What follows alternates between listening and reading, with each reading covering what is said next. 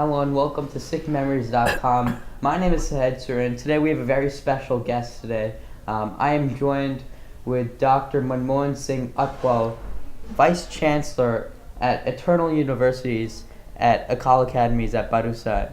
And Dr. Atwal, what is the work specifically that you're doing right now?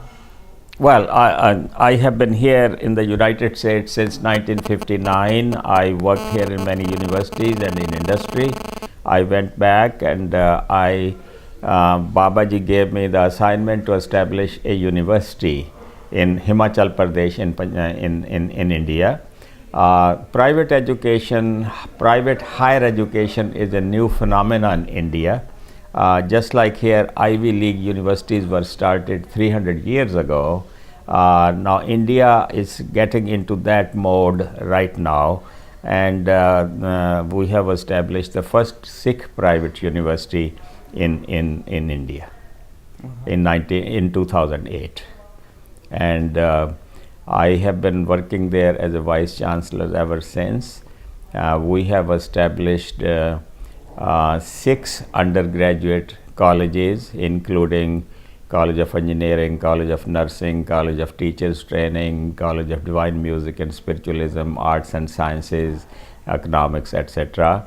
And then we have established 8 postgraduate schools of Chemistry, School of Physics, School of Biotechnology, School of Nanotechnology, School of Food Technology, and School of Renewable Energy, etc. So it's one of the good private universities in India.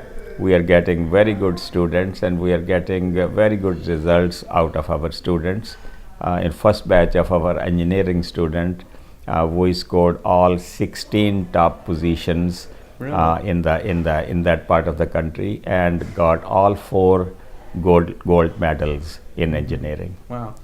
Now you were born in Maryland, is that correct? Well, I was born in India. I got my undergraduate training in Punjab University.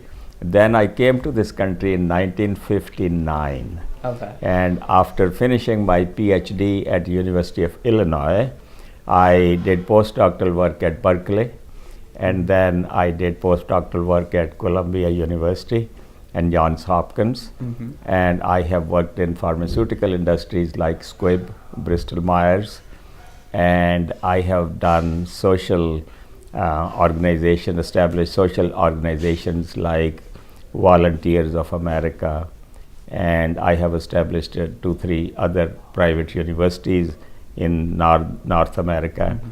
And now I am working as Vice Chancellor at Eternal University in India.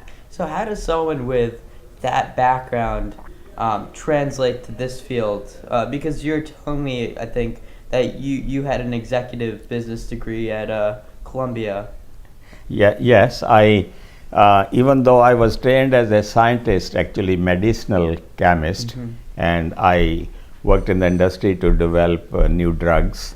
I got more into social work. I went to Johns Hopkins School of Public Health. That's where I got the consciousness about the problems existing in the world. For example, there is so much poverty, hunger and poverty, that one child dies every other second in this world, every day, every other second.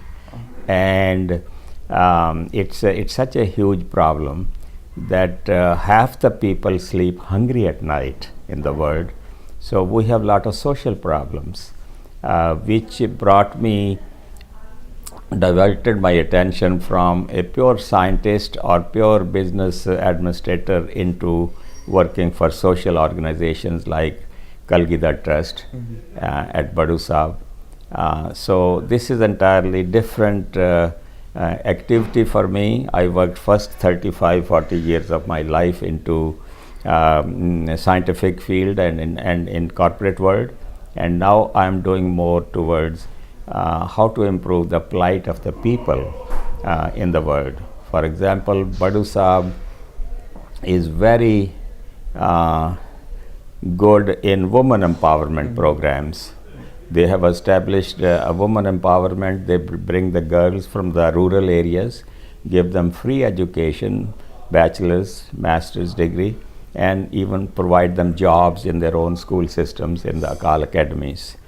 And then this also goes into rural education development. All those academies, Akal academies under Kalgidar Trust and Kalgidar Society, they are in villages, they are in rural areas. So this is a new phenomena in India where a lot of development is going on, educational development is going on in rural areas, and lot of job opportunities are being created in the rural areas through Kalgidar Trust, through Akal academies, through Eternal University. Yeah, let's just talk about Punjab for a second. At one point, it used to be the second most educated state, right? The literacy rates were second highest, and also the incomes used to be the highest of any state in India. What has happened since then in terms of the social work needed? Well, what really it happened was after the Green Revolution, the people's plight became better in Punjab, rural areas of Punjab. Their incomes increased tremendously. Instead of using that income for constructive purposes, they got more into social problems like drugs and drinking and other things like that. And as a result, most of our kids now shy away from going to the higher education or going to the schools, and the literacy rate as a result fell quite a bit in last 30-40 years in Punjab area. And this has been sort of an effort to combat that? Yeah, this is an effort through these private universities. Actually, Kalgidar Trust and Kalgidar Society, they are establishing another university in rural Punjab at Talwandi Sabo near Bathinda. The main purpose again is to provide good education for the rural people, and also then create opportunities for them for the job markets. No, that's very interesting. Could you talk a little bit more about women empowerment?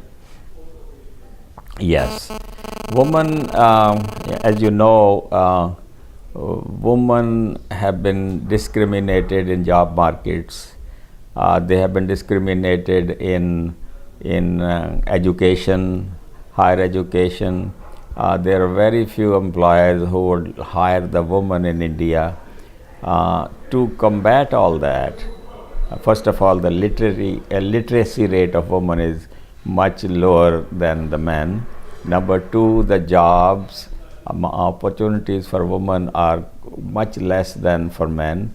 And thirdly, the women who get the job, they don't get the equal pay or anywhere close to that. So now this Kalgidar Trust has established a Rozgar Yojana. Rozgar Yojana means a movement to create livelihood for women. They provide education, then they provide opportunity and the seed money to establish small businesses in the rural areas. Okay. And also you were discussing before about the drug addiction and the ways in which you combat that. Could you explain a little? Yes, and drugs and alcohol is a very serious problem in the rural areas of Punjab and even in other areas of India. What Kalgidar Trust is doing is they have established series of drug de-addiction centers where they treat the students, treat the addicts for de-addiction, and their success rate is much better than the normal rate which is accomplished through allopathic treatments. For example, through allopathic treatment, success rate is 15 to 20%. Here, through this meditation and spiritual reorientation of those people, the success rate is de-addiction success rate is around 80%. Really? Oh yes, Wow, it's very impressive. Wow. Very impressive. It's changing the lives of the people. It's very successful program.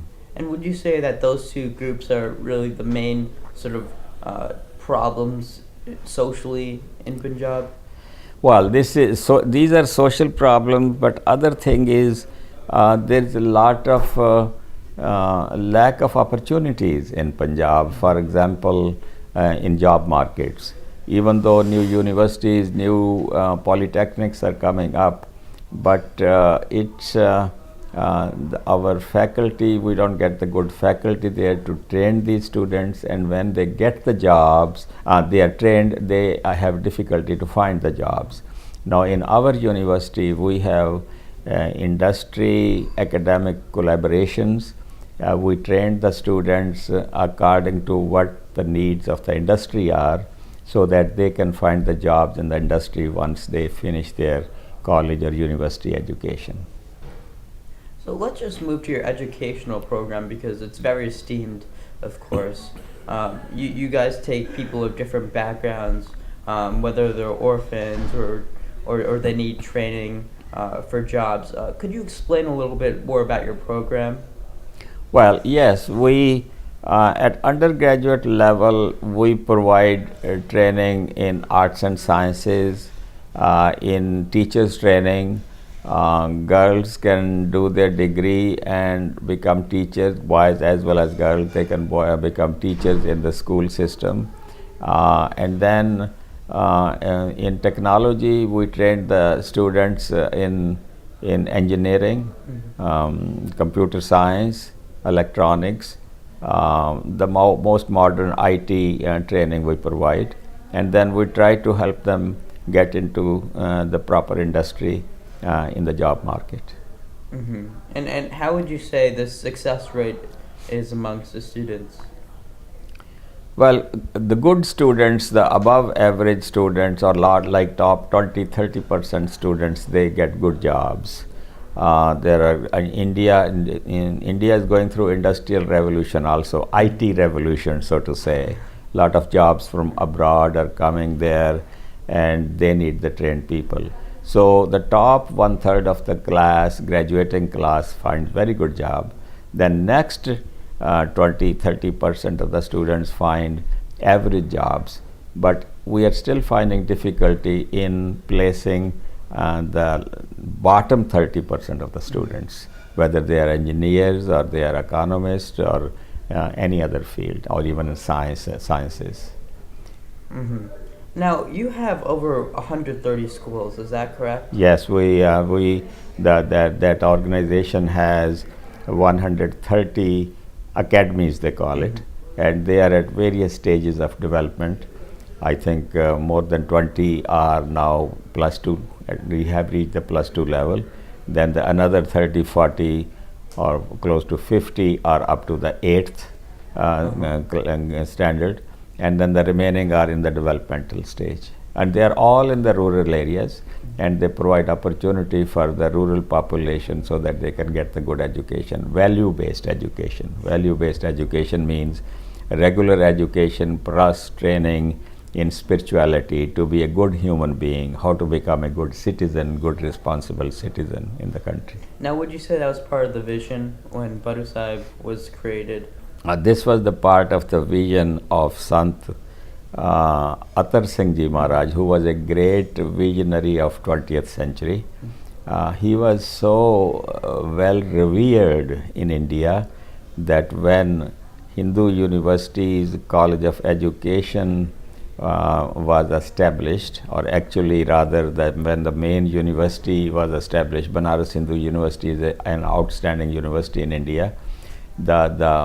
The founder of that university, Manmohan Malviya, he was looking for a revered person who could lay the foundation stone of the university.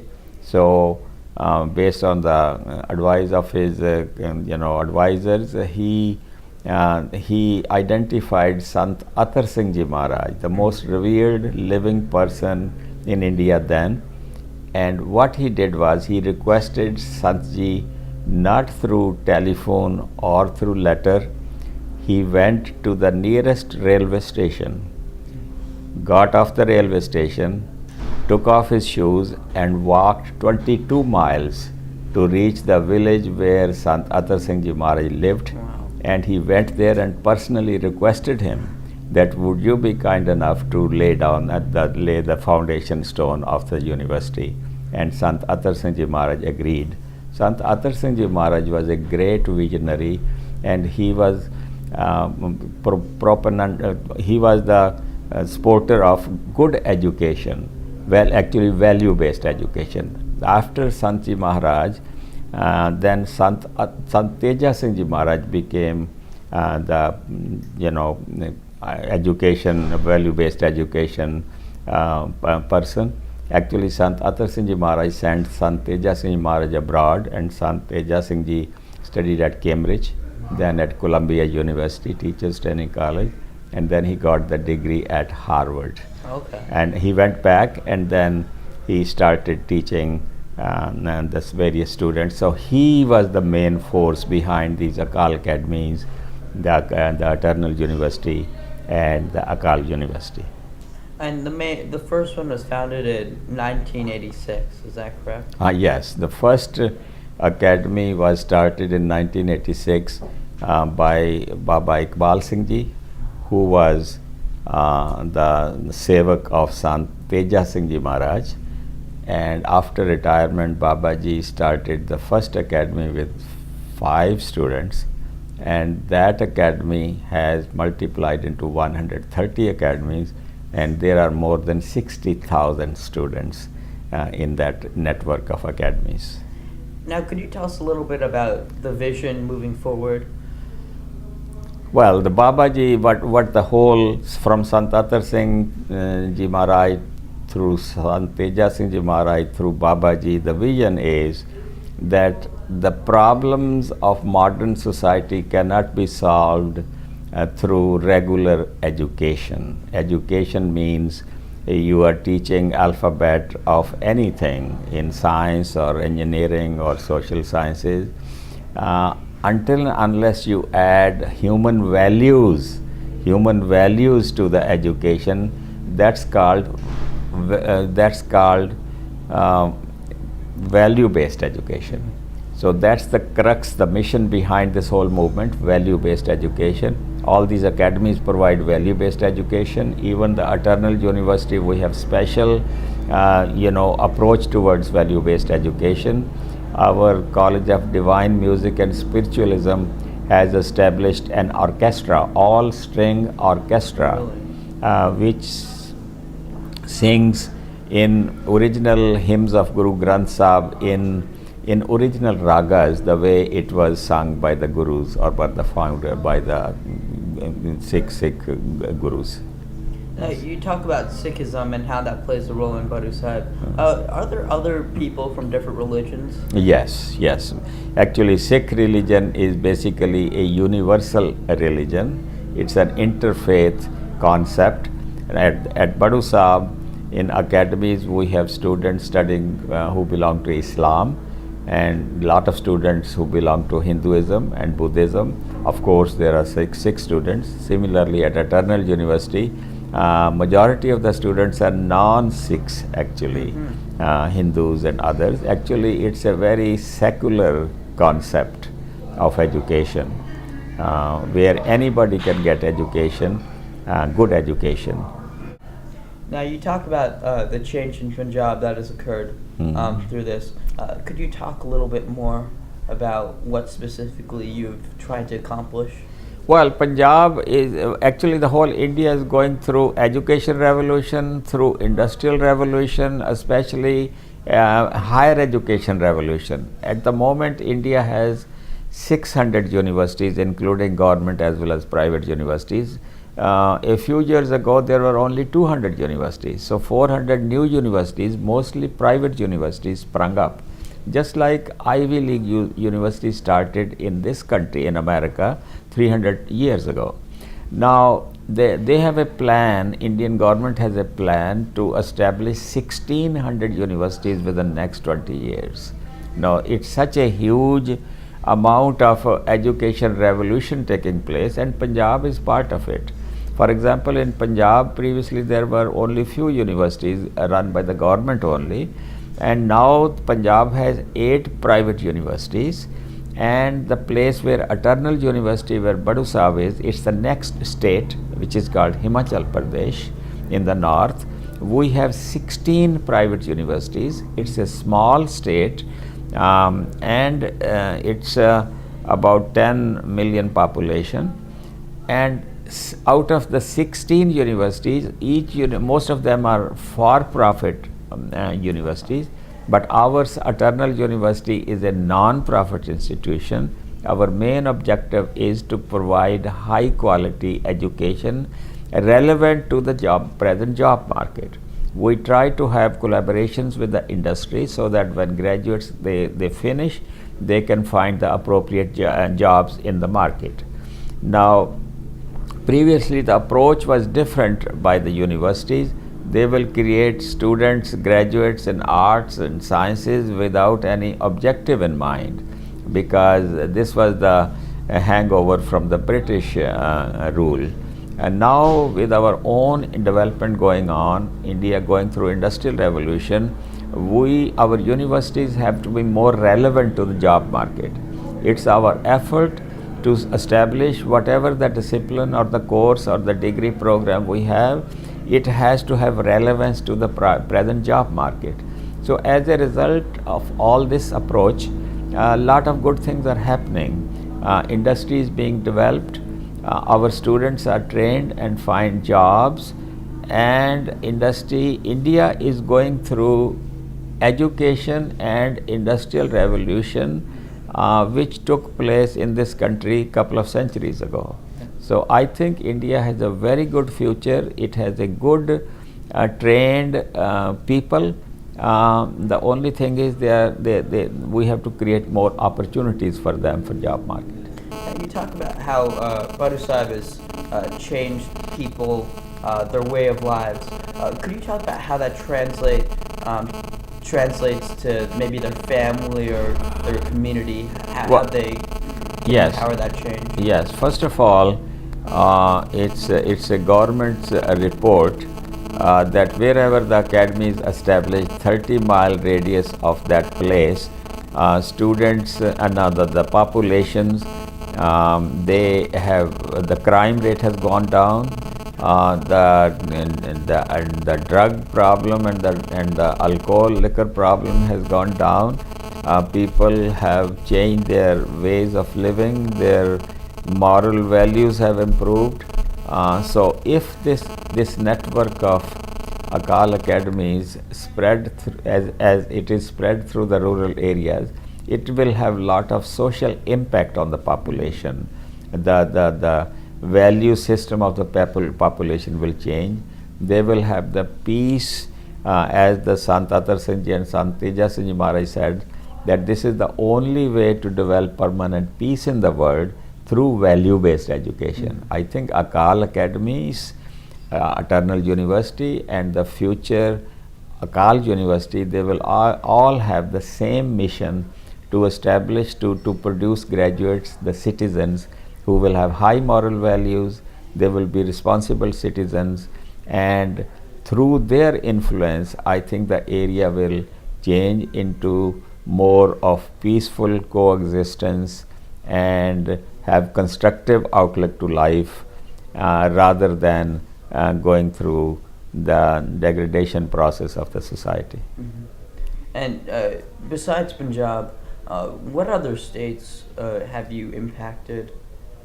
Well, basically Punjab, when I talk about Punjab, I'm really talking about 4 or 5 states. Mm-hmm. Himachal Pradesh, Punjab, Haryana, UP, even parts of Rajasthan going up to Delhi. These academies are spread over 5, 6, 7 states, and wherever the academy is, the social change is taking place. It is influencing the population, and people have stopped the drugs situation is improving, and their people's outlook is changing. So in other words, this has a lot of social impact on the population of the area where the academies are established. If you had to have a message to the viewers watching, what would you say in terms of how to help out? I would say to the people, whoever is listening, that for any nation or any community, if you want to progress, you want to move ahead, you have to first get good education, good moral values, you have to be a good citizen, responsible citizen, and then get together and do the projects which help the community. One can establish the jobs which can help the community in the long run. Look at what Jewish community has done. Jews are even half the size of our community, Sikh community. Now, when a Jewish child is educated, they will try to establish industry around them, or they will try to educate other people around them. That's a very cohesive society. We have to work that way. We have to get their example. A Jewish mother tells his child that you have to get up at 5 o'clock in the morning. You have to start working couple of hours before anybody else starts working. That's the only way you can stay ahead or you can get ahead. I think we should learn that lesson from this Jewish community, and we should also follow the teachings on the principles of Sikh religion, that discipline of life is very important.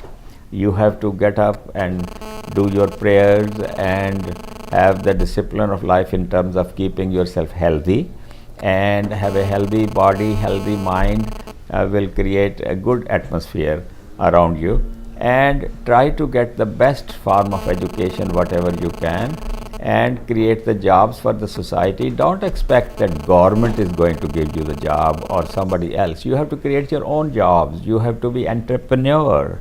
That's what we try to teach in our universities and in our school systems.